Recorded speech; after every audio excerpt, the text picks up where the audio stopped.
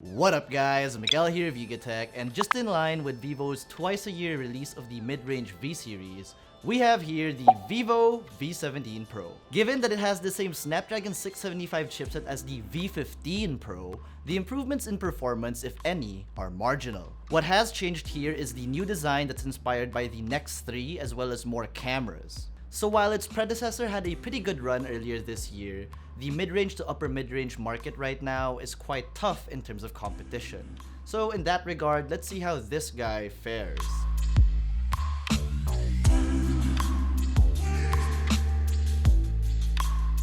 It's no mistake that the V17 Pro takes its design cues from the recently released Nex 3. It is missing the new circular washing machine type camera, however it carries over the new dual front-facing pop-up camera design, as well as the overall profile of both the frame and the back panel. Thanks to the pop-up front cameras, the phone gets a very nice almost all-screen display. The ultra-curved edges of the Nex 3 didn't carry over to the mid-range version just yet. We think those features are reserved for the V19 Pro or whatever it will be called. The bezels on all sides are slim, including the chin, and the back panel remains clean, only housing the new quad rear camera module. No fingerprint scanner here as this is Vivo, so you can find it under the screen. The right side contains the power and volume buttons, while on the left the dedicated Google Assistant button makes a comeback. Love it or hate it, at least it's separated from the main buttons. At the bottom we have the SIM tray with slots for 2 nano SIM cards and a dedicated micro SD card slot, a USB Type-C port, main microphone, and loudspeaker. Up top are the noise cancelling microphone, the top of the pop-up camera, as well as a headphone jack. It's a pretty thick and hefty device overall, given that it has quite a big battery as well as bulky components for the pop-up camera module. However, this does make it feel solid. And thanks to the curved backside, it sits comfortably in the hand despite all of this. Up front, we have a 6.44-inch Super AMOLED screen with a resolution of 2400 by 1080. It's a pretty nice display that I don't think you would have any issues with. The Super AMOLED panel provides nice vibrant colors, deep blacks, and can get pretty bright. Also, don't forget that there's no notch to get in the way of your viewing experience.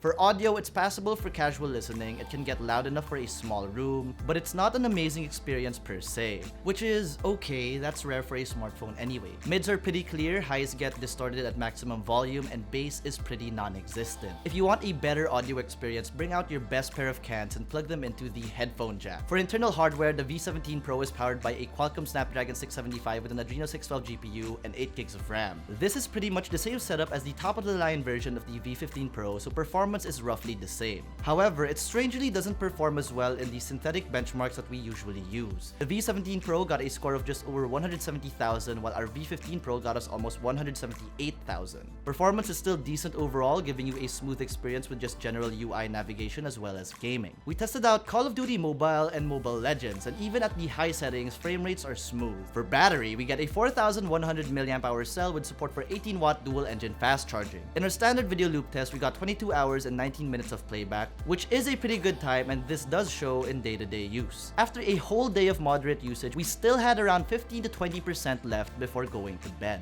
Though certainly, if you use the phone frugally, you can stretch this to 2 days without charging overnight. For software, the V17 Pro is running Android 9 Pie skinned with FunTouch OS 9 on top. It's honestly my least favorite skin because of how different it tries to be from other versions of Android. You get the control center by swiping up from the bottom instead of swiping down from the top. There's a lot of proprietary software pre-installed, and it takes a long time to get used to. However, there are some useful features tucked away, such as Smart Motion, App Clone, and Jovi Smart Scene. And you do get native dark mode, which makes for a really handsome user interface. For cameras, the V17 Pro carries a quad camera setup on the rear made up of a 48-megapixel main shooter, an 8-megapixel ultra-wide, a 13-megapixel telephoto, and a 2-megapixel depth sensor. Under natural and ample lighting, the rear cameras produce vivid and vibrant images. Color reproduction is accurate. In portrait mode, the subject background separation is rather disappointing, especially the edge detection. In wide angle, the V17 Pro provides images that can capture around 120 degrees. There's a slight fisheye effect to the photos captured at wide angle, but it's not that noticeable. A dedicated night mode is included in the V17 Pro's camera app, and the results are modest enough. It's not that good, but not too bad either. Details can come out slightly blurry, and colors may seem washed out, but it works. The V17 Pro also has a super macro mode, allowing users to get as close to 2.5 centimeters in their shots. It does sound impressive, but seeing the photos photos taken in this mode is slightly disappointing. It does show the details of the subject in focus, but the rest of the photo has a ton of noise to it. For selfies, the V17 Pro is rocking a dual camera setup that's composed of a 32 megapixel and an 8 megapixel ultra wide. And again, that's for the pop-up selfie camera, guys. That's 2 cameras!